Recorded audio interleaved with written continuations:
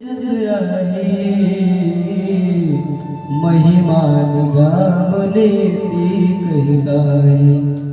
जो तीनों काल में एक जैसा रहता हो, जो अपवर्तनीय हो, जिसका कभी परिवर्तन नहीं होता हो, उसे हम सत्य कहते हैं। अब हम आते हैं चित्त पे।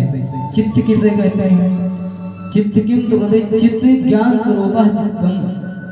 जिस परमात्मा के होने पर, चित्त का मतलब चैतन्यता, जिस परमात्मा के होने पर हमें सुख का और दुख का अनुभव होता है, उसे हम चित्त कहते हैं।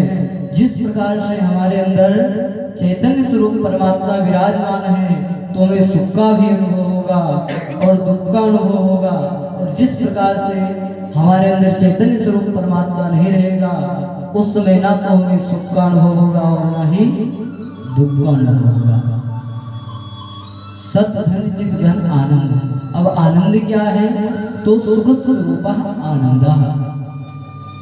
जो सुख परमात्मा के होने पर हमें सुख का अनुभव होता है, उसे हम आनंद कहते हैं। सो सुख धाम राम असनामा, पावन अखिल लोक विश्रामा।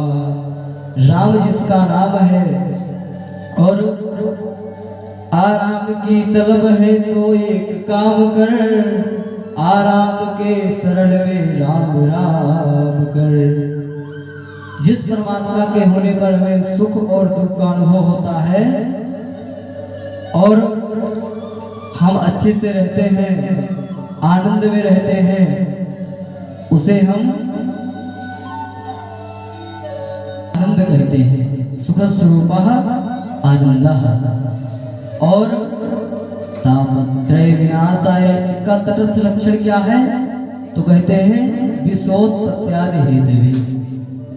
मतलब जो गुरु, जो माता के रूप में आकर के हमें जन्म देते हैं और पिता के रूप में आकर के पालन और पोषण करते हैं और गुरु के रूप में आकर के हमारे अंधकार को नष्ट कर देते हैं, ये तटस्थ लक्षण है।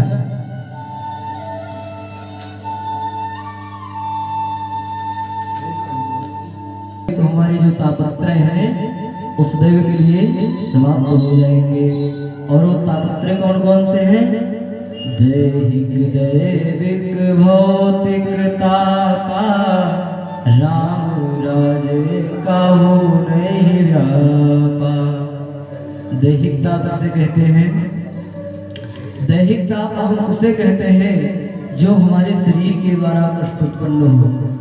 दैविक ताप हम उसे कहते हैं जो हमारे प्राकृतिक के द्वारा जो कष्ट हमें प्रदान हो। और भौतिक ताप हम उसे कहते हैं जैसे कि कोई वस्तु हमारे पास में है और उसी वस्तु का उपयोग हम ना कर पाए, उसे हम कहते हैं भौतिक ताप। ये तीन प्रकार के ताप है और ये तब ताप हमें तभी तक तपाएंगे जब तक हम इस संसार के हैं। और जैसे हम इस संसार के समस्त वासनाओं को त्याग करके भगवान के पावन चरण शरण ग्रहण करेंगे, तो ये जो हमारे तापत्रय हैं इस देव के लिए नष्ट हो जाएंगे। क्योंकि कहा गया है कि सकृत एव प्रपन्नाय तवास्मीति चयातिते, अयं सर्वभूतेभ्यो ददाभेदं मम। भगवान कहते हैं कि जो भी भक्त कहता है कि हम आपके हैं और आप हमारे हैं, तो हम उसके समस्त भय को नष्ट कर देते हैं। ऐसे हम भगवान श्री कृष्ण के पाद पद्मों में प्रणाम करते हैं। श्री कृष्णाय वयं नमः, हम सब मिलकर प्रणाम करते हैं। और परम मुनि श्री सुखदेव जी महाराज के चरणों में प्रणाम करते हैं। और हम लोग अपने इस मन को नैमिषारण्य कुंभ में लेकर के चलते हैं।